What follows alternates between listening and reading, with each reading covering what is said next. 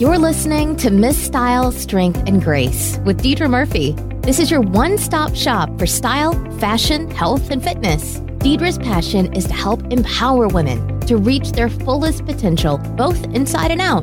Deidra and her guests will be discussing how to develop your style, health, and lifestyle hacks to energize your day and inspire you to keep reaching higher levels of success. Deidra is a professional fashion stylist, health guru, and Mrs. Washington 2017. It's time to get open and honest with Deidra. Well, hello and welcome everyone to another episode of Miss Style, Strength, and Grace. I am extremely honored to have Charity Majors on today. She is a former personal trainer and nutrition expert, business owner turned self-love junkie. I love that. A speaker, author, online entrepreneur, and a pageant girl. She's obsessed with empowering rising girl bosses to stand up, stand out, streamline and systemize their business so they can shine bright without spending more time on the business. She's a beauty, branding, and business consultant, as well as a pageant blogger and coach. And her mission is to not only know and grow in the purpose that her creator has given her, but to ignite and light the spark in others so they can do the same, so that together we can light the world. So Charity, welcome to the podcast. Oh, thank you so much for having me. It's an honor. I love that. So I feel like we know each other. We were just mentioning this, but Charity and I met in person, I guess it's coming up on 3 years ago now, when I first ran for Mrs. Washington America, and I didn't win actually that first night, but I was first runner-up, and Charity was there as visiting royalty as the current Mrs. Idaho America, and I'm thinking that was 2015 was your title year? Yes, ma'am. Yep, Okay. 2015. Woohoo. So Charity, go ahead and give our listeners a little snapshot or a little intro on who you are and what you do. Oh gosh. Well, where to start? No.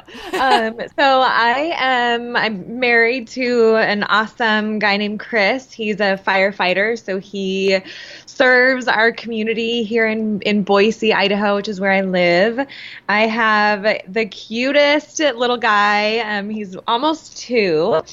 His name is Judah, and he he lights up any room that he walks into. He's so much fun. I'm kind of getting tired of changing poopy diapers, so we're probably going to venture into potty training pretty soon. But Oh, I'm sure that's fun. yeah. And then kind of in my free time, if you will, I blog I have a pageant website and pageant coaching and online courses. And then kind of like what you said, Deidra, was my business is now beauty, business, and branding, and just really helping those rising entrepreneurs kind of figure out a lot of the stuff that I fumbled through years and years ago, becoming an entrepreneur, becoming an online entrepreneur, and figuring out the whole affiliate links and residual of income and how to make things easier within the business without having to spend a ton of time doing all of the technical things that a lot of solopreneurs or entrepreneurs have to do to keep their business running. So, yeah. Awesome. You're just kind of in everything that my podcast is about. And that's why I thought you would be a perfect fit to be a guest on my show. You know, a lot of my listeners know that my title really encompasses everything I like to focus on. Style, so beauty, fashion, that whole industry, strength, so health and fitness, and then as well as grace. So I like to have a little bit of pageantry or just self-improvement sprinkled in there as well. So I want to go back to kind of your roots, and let's start there. You know, in college, you played volleyball, you're extremely active, but you also got your degree in both psychology and exercise science, went on to become a certified personal trainer. So what led you down that path and wanting to help train others? Gosh, well, I was never the kid that knew that I wanted to be this thing for the rest of my life. I just knew that I wanted to love what I did every single day. I knew that I loved helping others and seeing them have that spark or that aha moment. And so throughout college, I ended up fumbling through kind of figuring out, okay, I was going to be a nurse and didn't really want to change bedpans and, because you do that basically as a mom now. I just change a lot of poopy diapers. But then I kind of fumbled into, I took some general education classes and really loved the aspect of psychology and mindset and what happens between our ears and how that affects everything that we do. And so I changed gears and ended up getting a psychology degree. And then because of all the prerequisites that I took for my nursing degree, it ended up that if I just stayed one extra semester, I could have that double major. And so I ended up staying and getting that exercise science degree and that coaching minor right alongside. And being active, being an athlete, being a lover of health and fitness, it was just kind of a natural evolution to jump into personal training. And I, it worked out a lot, obviously, with strength coaches. And so I dove into the personal training world, got a bunch of fun certifications, and ended up just really thriving and becoming one of the top trainers and nutrition specialists here in my area. Ended up starting my own fitness studio, my own wellness studio, and just really loved it. But everything still came back to mindset, right? It's the beliefs that we have about ourselves and the conversation that goes on in the morning when the alarm clock goes off and we're supposed to be going to the gym or working out, or not having a glass of wine every night, or choosing to eat the healthy food instead of, the easier stuff like pizza and macaroni and cheese.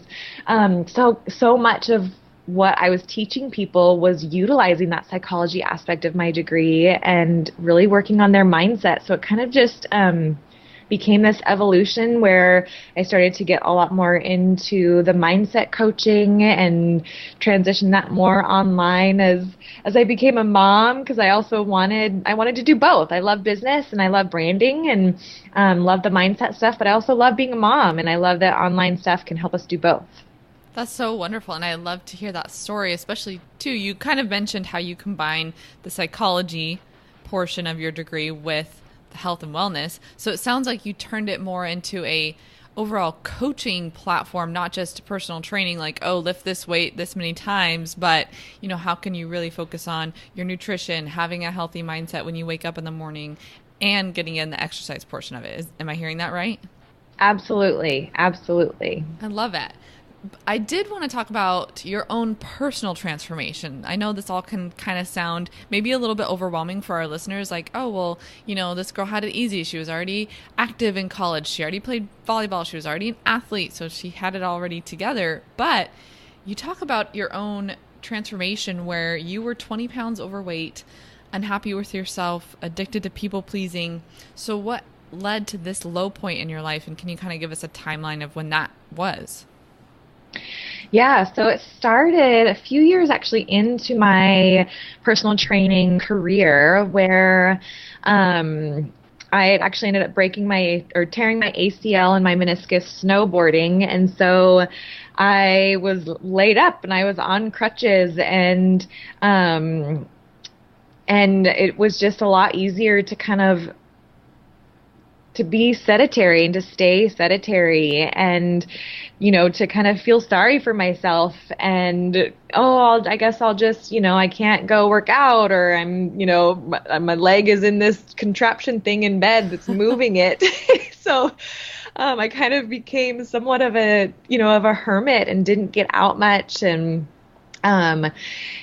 started to eat poorly and kind of get into this funk and into this rut. And I know that when we do that, when we get out of action, when we get out of our genius, out of our, the things that we love to do, it's easy to get into that space. And I was there, and I, packed on the pounds and became really self-conscious, and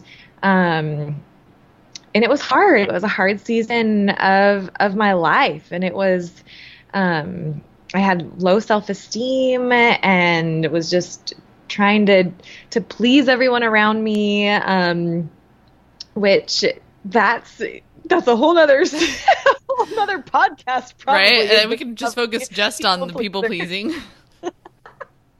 So at what moment did you realize that there needed to be a change? Was there a moment that you sort of drew a line in the sand, so to speak?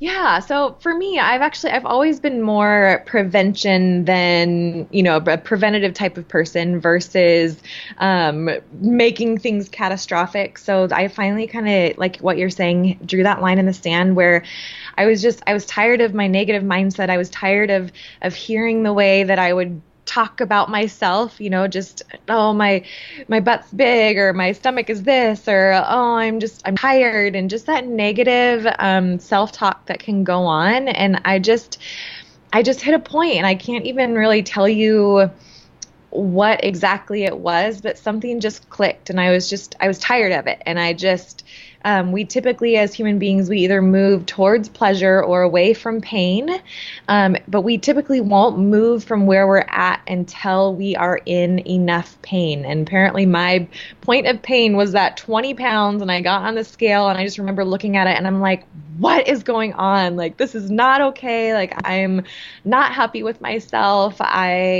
This has got to change. And it did. It just clicked, and I got to work and changed my eating and started to work on my affirmations and meditations again, and really taking that time to focus in on me and not necessarily take care of everybody else instead of myself. So I think that's really important for women to hear, because it almost becomes that martyrdom where, in my opinion, women will serve and serve and serve, put everyone else on the front burner, and it's, I don't have time for myself, I don't have time for yourself, which seems very altruistic. But in the long run, if you're not able to take care of yourself, you can't be there for others. It's kind of like in the airplane, put your own breathing mask on before you help somebody else. So you've got to help yourself first if you want to be there to really serve others. Absolutely. I 100% agree.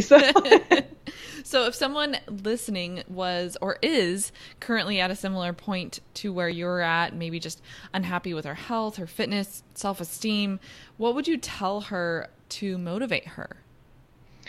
Well, I think the first thing is that it's okay.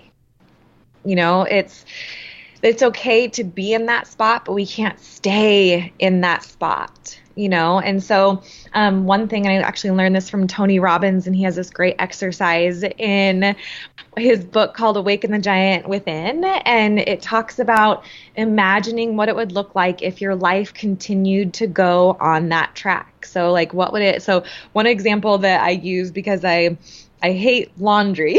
I just hate it. I hate laundry. I'll put it in the washer, but then it's just like a pile will end up in my bedroom. And it's like, that's a simple example, but okay, I can imagine what will happen to my bedroom? And Tony Robbins literally guides you through this step-by-step process. If it continues like this over the next week, if it continues like this over the next month, if it continues like this over the next year, if it continues like this over the next 5 years, and you sit there and you imagine it, and then all of a sudden my brain, because our brain can't tell imaginary from real. And so all of a sudden now I'm imagining my entire house filled with this laundry, and I can't even function. And so that is the point of enough pain for me that I'm like, shoot, I gotta do my laundry right now and fold it and put it away and clean everything in my entire house. And so finding that point for you in enough pain, even if you have to imagine, okay, what is it gonna look like if I keep eating the way that I'm eating, or if I keep not moving my body in the way that I'm not moving my body? What does that look like in a month? What does my body look like in 6 months? What does my body look like in a year? Am I packing on another 20 pounds? Am I packing on another 50 pounds? What is that doing to me? And getting that point where you are in enough pain, even just in your brain, and imagining that, it's very, very powerful, and it is a sure way to get you into action right then and there. Yeah. That's totally true. Actually, when you were mentioning something earlier, I forget what it was, about how we move either towards pleasure or away from pain. I was like, that sounds like Tony Robbins. And I'm a big Tony Robbins fan. If anybody listens, they'll be like, oh, Deidra mentions Tony Robbins probably like one time at least per episode. And he led us through the same, I'm sure, the same process actually at his Unleash the Power Within, which is similar to the, Awaken the Giant Within event over in Newark, New Jersey. My husband and I got to go this last summer, and my thing is I have that negative self-talk of that I'm not passionate enough, I'm not giving enough, I'm selfish. Like those are some of my inner monologue things. And he had us go through that exercise where you envision what would your life be like if you continue down this road. And you literally, like, I got to the point of tears where I'm like, if I keep going down this road, not only will I not be able to help others, but I would not serve my marriage. I could end up alone, in a completely worse place than I am right now. And yeah, it like really helps you draw that line in the sand. So thank you for sharing that. Yeah, absolutely. So let's switch gears a little bit. Actually, no, let's stay on the health and wellness for a couple more questions here. I wanted to ask, if you had 1 to 2 tips for somebody that's new to exercise and nutrition, like what would be your 2 biggest things for them to focus on? I think and this is totally the non-sexy answer, but to be honest, it's creating a life of health. It's not about a certain amount of pounds that you weigh or a certain size, but it is literally choosing the activities and the lifestyle and the food choices that a healthy person chooses. So for me, when I was a trainer and a health coach, it was always, so many times in the fitness industry, people can say, oh, okay, well, you're not allowed to eat this or don't eat that. And so all of a sudden it's in this space of taking away something, right? And like taboo. Right. And it's this space of lack. And all of a sudden, and our brain doesn't necessarily process negative. So if I say like, don't think about a red ball, your brain automatically has to think about the red ball before it's like, oh, wait, okay, I'm not supposed to think about the red ball, but I'm still thinking about the red ball. So like when a trainer or, a fitness coach or whatever, when they say, don't eat fried foods or don't eat pizza, don't eat French fries, all of a sudden, like, your brain is like, oh, like, I kind of want some French fries right now. And so instead, what I always like to say is that going back into this space of abundance instead of that space of lack and scarcity is that you absolutely every single day, every single choice that you make, you have a choice that will move you either towards the best version of yourself, towards the healthiest version of yourself, or away from the healthiest version of yourself. And so if you can imagine what your healthiest version, the clarity that you have, the confidence that you have, the way that you look, the way that you feel, the supportive community that you have around me, the fire that you have that is within you because you have the energy, how that affects the way that you show up in your everyday life, having that vision of yourself, and then consciously making the choices that move you towards that best version of yourself compared to the choices that move you away from that. That's a great way to look at it. And two, I think thinking of abundance, rather than thinking lack, like, I can't have this or I don't get to have that, thinking like, well, look at all this wonderful, healthy, nutritious food that I get to eat, and thinking it as a positive. Like, for sure. I always compare, when I first started my weight loss journey, I looked at how full my plate could be with tons of great yummy veggies, and I learned to really like veggies and how much I could eat in abundance of that, versus like, if I want that candy bar, it's gonna be this big versus like this whole plate of full where I'm gonna walk away feeling really satisfied. And so I would choose like, hey, I want the full plate of salad and veggies and protein rather than that one little Snickers bar. Absolutely. That's gonna leave me hungry in 10 minutes. For sure. And when you get in tune with your body and actually get on a good routine of eating, those lean and green and those healthy things, your body changes and you start to notice the brain fog or the tiredness that kicks in, or the lack of clarity, or the body aches and pains that start to happen when you do put crappy things in your body. And all of a sudden you're like, no, I don't want to feel like this anymore. I'm going to keep eating healthy. It's totally true. Like, you are what you eat. I know it's an old saying, but it's completely true. So I did want to switch gears a little bit now. And you mentioned on your website, so if people haven't headed there yet, it's charitymajors.com.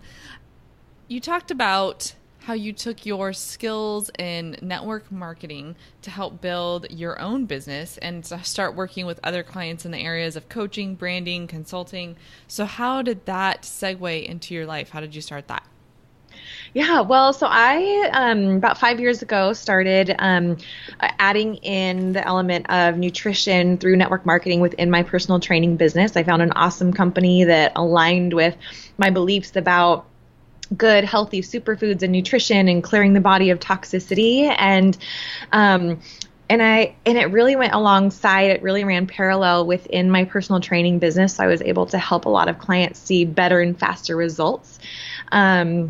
As well as myself, but it also was this great, I think that network marketing is this great, almost like a playground for an entrepreneur or for an aspiring entrepreneur to work through some of the kinks that come along with being, being a business owner or being an entrepreneur or having a side hustle.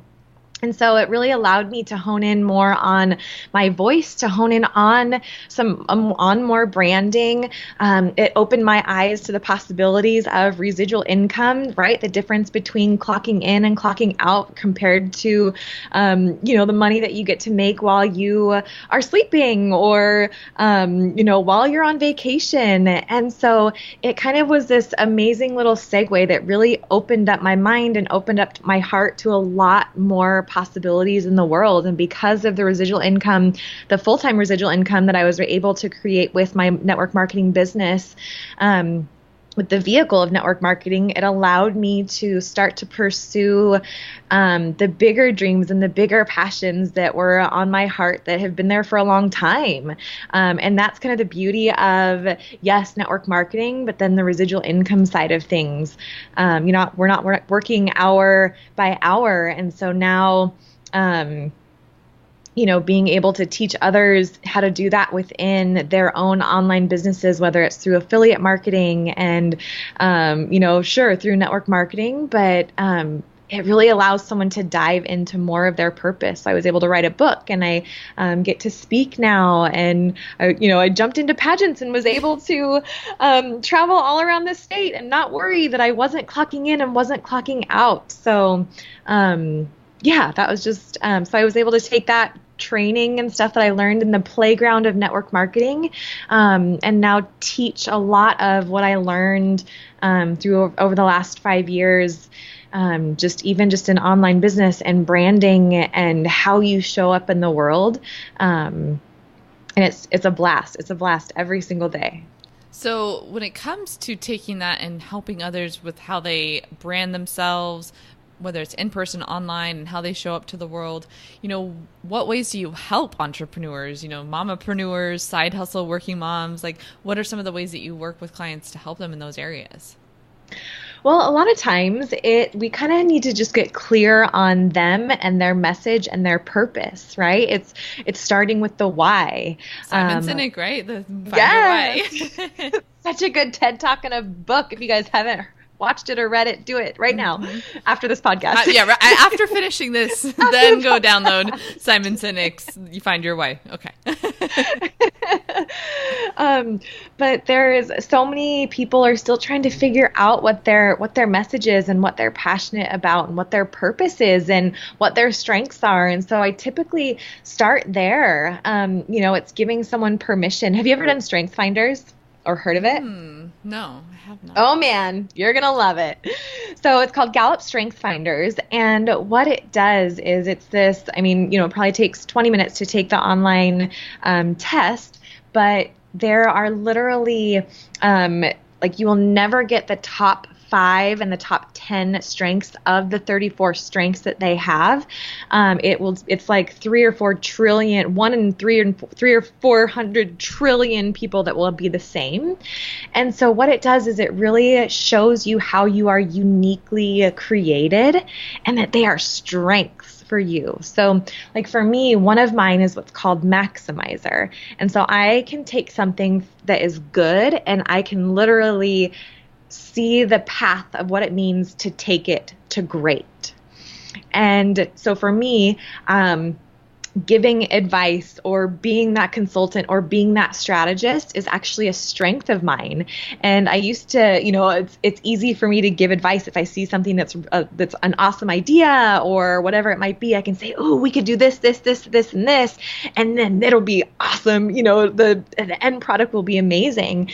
And before, I used to not necessarily be as confident in my ability to give advice like that, because some people would be like, oh, well, like I didn't ask for your advice. Yeah, like, who are you to tell me that I should blah, blah, blah, or that that's a good idea? Right. And so now knowing for me that that's a strength, that gives me more confidence, and that even if someone does say something like that, it's okay. It doesn't send me on this negative tailspin, and I don't have to hide that strength anymore.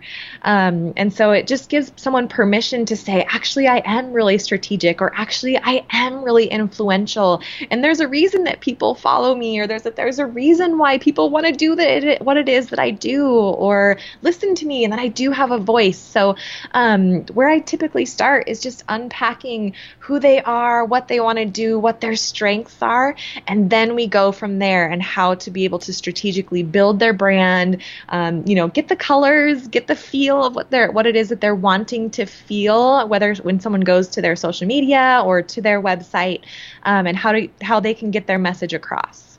I love that. That's such a key thing to figure out, not only your why, but then what message do you want to convey to the world, and helping make that cohesive. So do you have any strategies, like 3 tips on how to build a cohesive branding identification for your clients, or things that you're willing to share?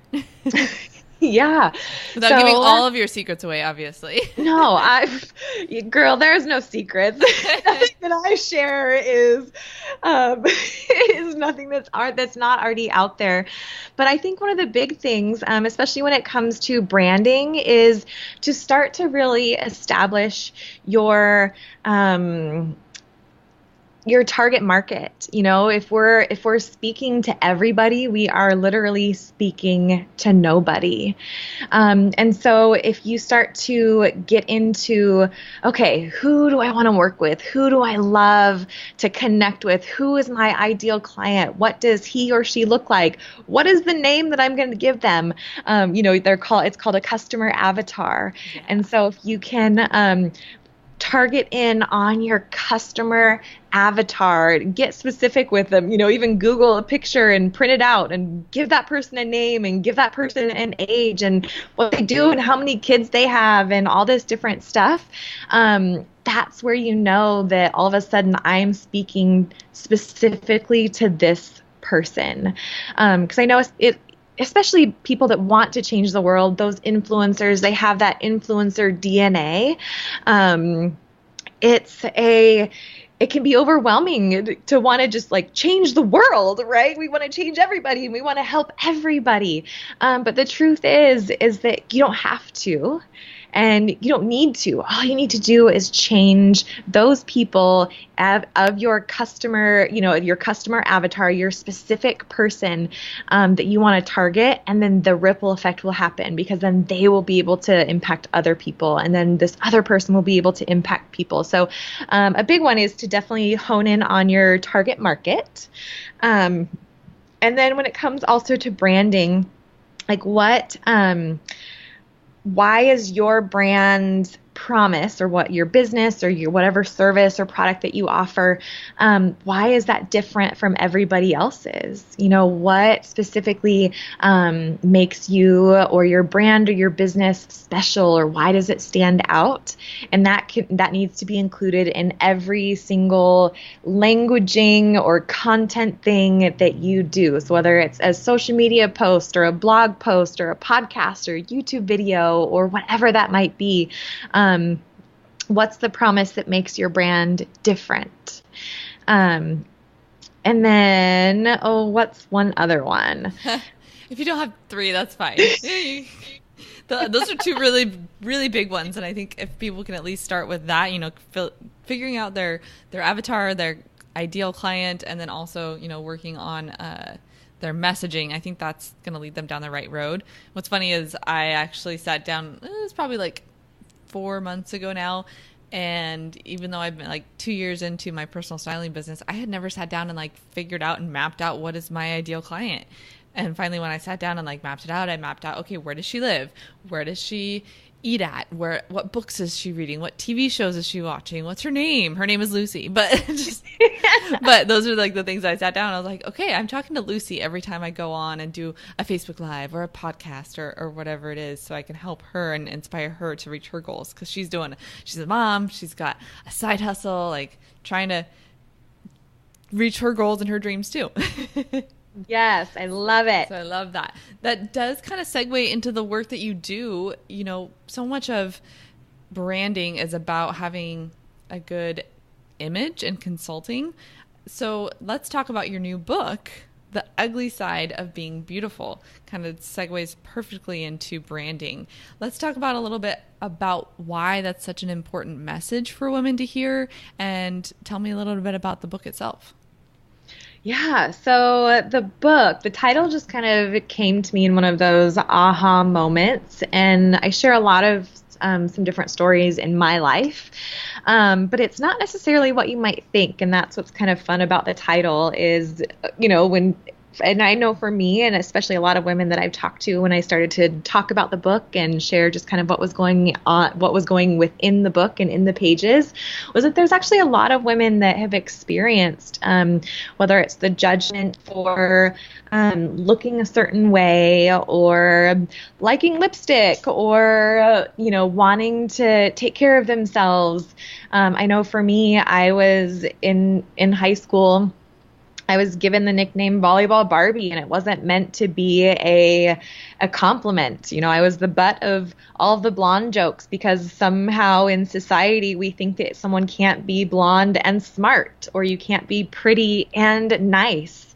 And so a lot of times I was made to feel wrong for the way that I was made. And, I questioned God a lot. It was like, God, like, why am I tall? Why do I look like this? Why do I love to learn. Like, I was on the National Honor Society. I graduated with honors. I have all these certifications and degrees and all this different stuff. And people made me feel stupid for being smart. And, and then even the book goes into a lot of, even just today's standards of society, and how, especially on social media, we just see people's highlight reels, and then we end up in this comparison mode. And here I am as a mom, and I'm in my sweatpants, and I haven't showered, and my kid pooped all over his room, and which literally happened a few days ago. I saw that post. I was like, this is what makes me not want to have kids right now. Like, poor little guy was like literally covered in poop. Anyway, that's a whole nother story. And we tend to get into this comparison mode, and it's not only, it's damaging us, especially as women, which we then compete against each other as women. We put each other down. We give each other the stink eye. It's not supposed to be like that. Like, for us as women, we're meant to collaborate and to be in sisterhood and lift up each other and connect and make the world a more bright and a more beautiful place. And so that's what the book is really about. And it's really about finding your purpose and finding your message, and how to be able to shine bright and not dim your light when others try and make you feel small, and when others try and tear you down. And it's like, okay, how do I do this even though that's happening in the world? Yeah. And it reminds me of that quote. I don't know who said it, but you can't make your light shine brighter by dimming others. Like, rather than try to dim somebody else's light, it's never going to make you appear the way that you want. But rather than that, let's all work on each other and helping build each other up. Yes, I love that. Absolutely. Or what's that other quote where it's like, a flower doesn't worry about the other flowers in the field, it just blooms, right? Mm-hmm. Yes, I love that. And I think too, as pageant women, we get the stigma of being, maybe catty or self-absorbed. And I think there are maybe instances in the world, there's always those anomalies where women do pageants for the wrong reason.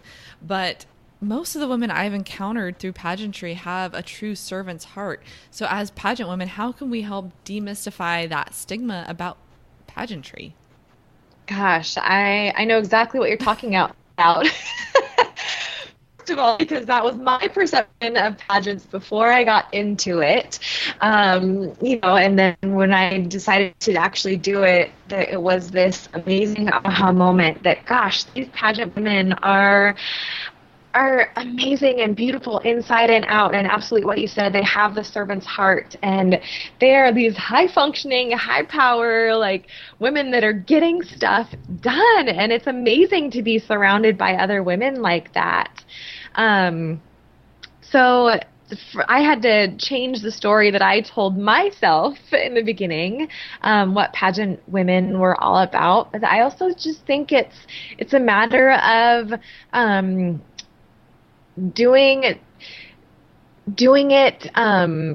regardless of what anybody else says or thinks, because people are always going to have their own view of the world based off of their life experiences, and they're always going to have their own perceptions, and it's not necessarily our job to change that. It is just our job to stay in our lane, to serve, to love, to lead, to give to the best of our abilities. And if pageantry is one of those platforms, which it does, you put a crown and a sash on a girl and you are going to command attention. You are a leader. You are an influencer. So it's an amazing platform to get your message out. It's an amazing platform to get your foot in the door. But the part about it is yes, it will get you in the door, but what comes out of your mouth and the way that you live is what will keep you in the door. It kind of comes back to inner and outer beauty. You could have a person be a beautiful person on the outside, but if their inner heart doesn't match, people are going to see right through that. For sure. Especially during pageantry, right? Because what's on the inside comes out when we have pressure put on us. Yes. I like to always say, I have a YouTube video about it and did a blog post about it, but it's like that pressure is going to pull out whatever is on the inside, especially during pageant week. You are tired. You are going a million miles an hour. You are, you're constantly on for probably 15, 16, 17 hours a day. And when, everyone, I like to say, there's this little, kind of a trend that goes on the first couple days of pageant week, everyone's really nice, and then people start to get tired, and people start to, maybe the introverts or the extroverts, they start to kind of clash a little bit. Day 3 or 4, people start to kind of say, oh, I want to go home, or I'm ready to be with my family again. And then okay, mentally, you got to kick it up, and you have to fight over the tiredness, and you have to make sure that what's underneath and what's going to come out in the pressure and in the exhaustion are the right things that come out. And so that's where the inner work comes in for sure. And maybe that's why pressure makes diamonds, right? Totally. I love it. So I really briefly wanted to talk about why you got into pageantry and what started your journey in the Mrs. Idaho America program. And then recently you got to also compete at Mrs. World. So let's talk about that. Yeah. So like I mentioned a few minutes ago, I was kind of in a space in my life where I wanted to, being of service and being involved in the community was, I've always grown up with it. And when I had my gym, I just kind of got into this entrepreneur mode. I was all things to all people. I was the secretary and the bookkeeper and the personal trainer and the marketer and the website girl and the blogger. And so I kind of got into this space of overwhelm. And so then when I started to create that extra residual income with my network marketing business, it freed up time because I was able to pay a bookkeeper and able to pay a janitor. And so I was like, okay, I can breathe. What do I want to do? I want to get involved again. I want to be surrounded by other like-minded women that want to serve, that want to grow, that want to make the world a better place. And so I actually was sponsoring a Mrs. Idaho America gal, a local contestant. I was her trainer and her nutrition coach.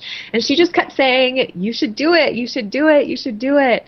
And I, at first, I didn't necessarily not only understand it, but I didn't think that I was a quote unquote pageant girl. You know, I was a sweatpants girl. My hair was in a ponytail every day, all day. I'd touch sweaty people. I didn't think that I was like pretty girl in pretty dresses until I got to meet a few of them. And I was just like, that's when my story of pageant girls changed. And so I was like, okay, like, these women they're pretty awesome, and why not? Why not me, right? I started to ask myself different questions instead of saying, oh, well, I'm not pretty enough, or I'm not good enough, or all this different stuff. I started to ask, well, why not? Like, why not me? Why couldn't I be involved, or why couldn't I do a pageant? And so what I really found out was that so many of the questions that were saying, no, don't do it, were based in fear and based in lack and based in me feeling like I wasn't enough. And so I did it afraid, and I said yes, and I applied and got the local title. And what's funny is that, yes, I won Mrs. Idaho America, the very first pageant that I did. Did you compete against the girl you were training, or did you compete the next year? Just curious. The next year, yeah. But she was so excited for me. Yeah. But she, it ended up being, you know, a lot of people are like, oh, well, Charity won the very first time. And it's like, yes, that's true. So much of the learning and the growing that I had done before pageantry, you know, the quote unquote overnight success, it took me almost 10 years to get through, like I was saying, that recovering people pleaser and the feeling of staying in my comfort zone compared to getting out of my comfort zone, and the personal development and the strength finders and the Tony Robbins and all of that stuff had happened beforehand. And so God's perfect timing was that it was my year that year, and it was incredible. And so then actually this past year, the Mrs. America organization announced the opportunity for former title holders to have the chance to compete against each other in a fundraising competition for some nonprofits, and whoever raised the most amount of money in the month of October got the title of Mrs. of the Americas, representing the Mrs. America organization, and got to go compete at Mrs. World. And so kind of the same thing, like I was out of my brand new baby bubble of having a newborn, and just, you know, it was funny because before they announced it, I was talking to my husband, and I was just like, I think I'm getting the pageant bug again. I think I want to compete because I function really well under competition, especially as a former athlete. I love the growth environment that it challenges me to be a better person, to be a better wife, a better mom, be more involved in the community. And so, I was just kind of the same thing, like, why not? Why not me? Why couldn't I win this competition? And so I kind of just, same thing, I went for it, and our community rallied around me and believed in me, and it was hands down, we called it, you know, Team Idaho. Like, it wasn't me by any means that I was the only reason why I got to go. I won the fundraising competition, raised almost $13,000 in a month. Oh my goodness. And got to go compete at Mrs. World and made top 6, and it was amazing. I was rooting for, well, we had a lot of women actually get to go to Mrs. World. I guess we had 6 women get to go from America in some capacity to compete at Mrs. World. And if listeners have listened to my other podcast, I interviewed Michaela Uppers, who's our current Mrs. America. I interviewed Alice Lee Gianetta, who is now our Mrs. World, but she and I competed together at Mrs. America because she was Mrs. New York, and then got to go and compete at Mrs. World representing her home country in Hong Kong. But, you know, so I feel like I got to go. I've been chatting with all these women that went and competed. But what were your biggest takeaways from getting to go to South Africa and compete with women internationally in this amazing location. What was your biggest takeaways and experience at Mrs. World? Oh man, I think it was probably just the entire thing.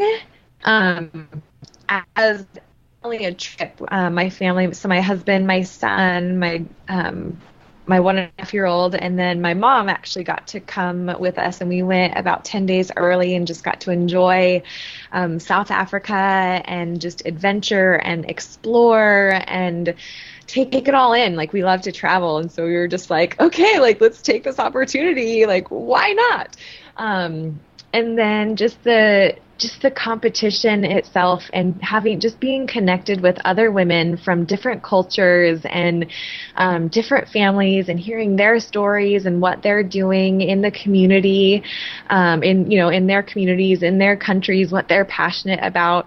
It was just such a special and supportive group of women that, hands down, it's something, they all have a special place in my heart, and we are all cheering each other on in everything that we do. A bunch of them, they were all so excited about my book and bought the book and posted about the book, and so we're just supporting each other, and it's just this tribe of women that's how it's meant to be. We're meant to be in sisterhood, and of course it's funny, like, yeah, it's a competition, like, we're literally competing, against one another.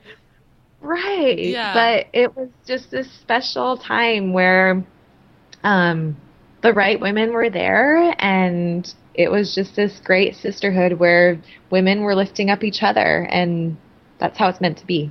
Love it.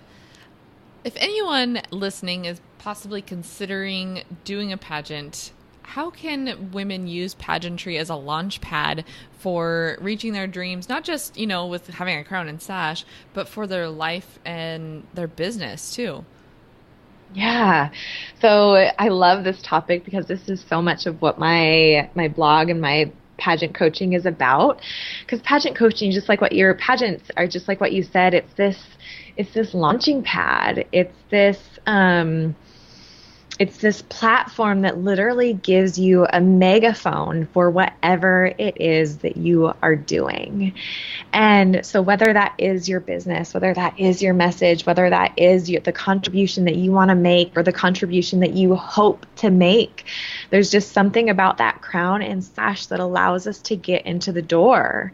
I know for me, when I was Mrs. Idaho, it was like, I could call a school and be like, hi, I'm Charity Majors. I want to come speak to your kids about bullying or about confidence or whatever it might have been. And they're like, who? And all of a sudden I'm like, I'm Mrs. Idaho, or I'm Mrs. of the Americas. And now they're like, yes, please come. And now, it's people are reaching out to me. And so it's just this magnet and just this megaphone for your message and for whatever it is that you want to get out into the world. So. Yeah, I actually said that, I think, in my interview for Mrs. Washington, and that's kind of the same phrasing that I use, is that the crown can be used as a microphone, whether it's your platform and you want to share that message, or like you said, just getting your foot in the door and creating those good networking and those connections. It really can be a tool to help use it as a launching pad. So I know you with your coaching and all the resources you provide, do you have any resources for women looking to improve their skills in pageantry? Yeah, so I've got my blog, so it's called thebeautypageantrevolution.com, and there's lots of free resources on there with the blog, with my YouTube channel, and even just the Instagram for that. And then I do have an online pageant course, a prep course, that really dives into like what we're talking about. It's the inside and the outside, right? Because, there are a lot of pageant resources that are out there, but most of it is based on the outside. It's, okay, what dress are you wearing? Like, here's how to do your makeup. Like, that's all good, but what's going to come out in that pressure? What's going to come out in that interview? How do you genuinely connect with the judges? How do you get your message across? How do you share a story? How can I use my paperwork to create another experience for the judges, and so that they remember me and look for me on stage? How is my nonverbal communication coming across? What can I read about their nonverbal communication? And so there's a lot of resources in the course as well, which is really, it's a low-cost course so that a lot of people can have access to it. And then if someone does want to dive in deeper, then that's where the coaching comes in. That's great. I love that. I know you love to give away a lot of free content as well. And I meant to ask this before, but I get going down a rabbit hole of questions. I'm like, oh, I want to ask this next. But I know with your book, if people purchase your book, there's also some free resources that are included with that. Can you share a little bit about those?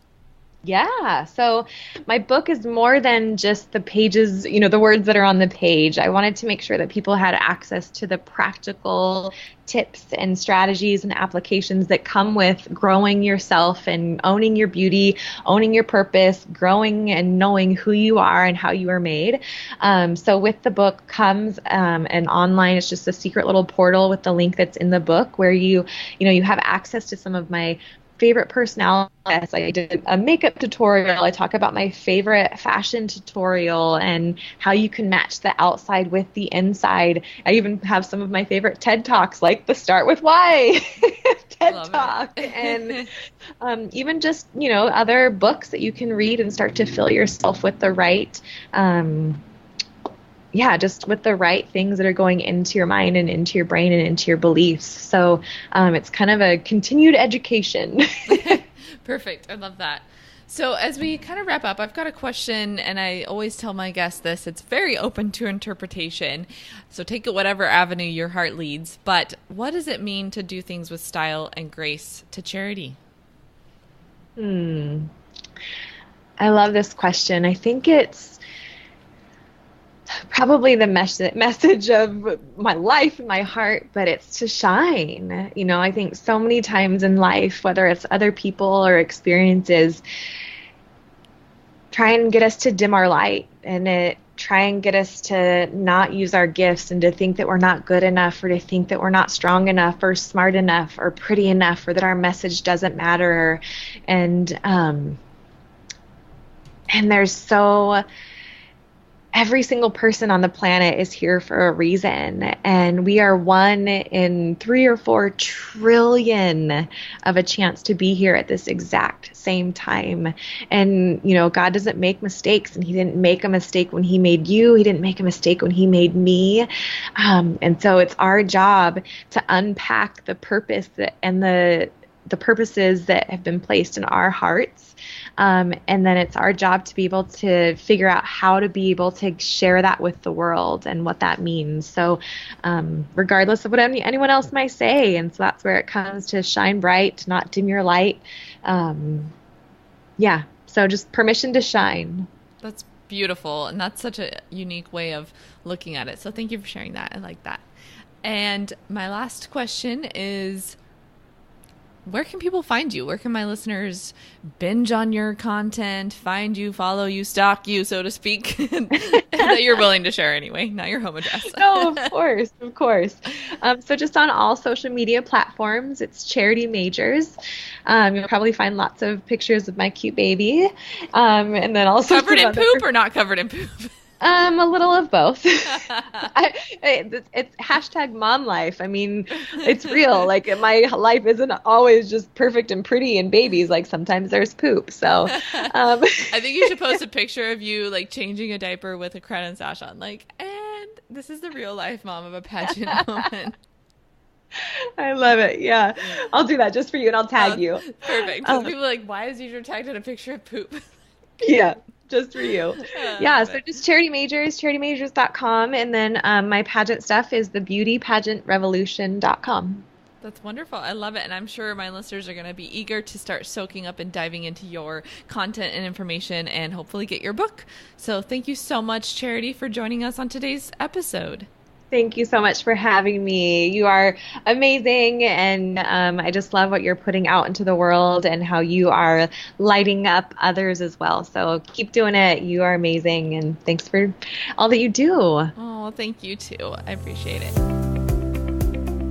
Hey ladies, thanks for listening, and we hope you enjoyed today's episode. To help empower more women, please be a doll and rate, review, and subscribe to this podcast. For show notes and other free resources we mentioned today, go to stylebydeidra.com.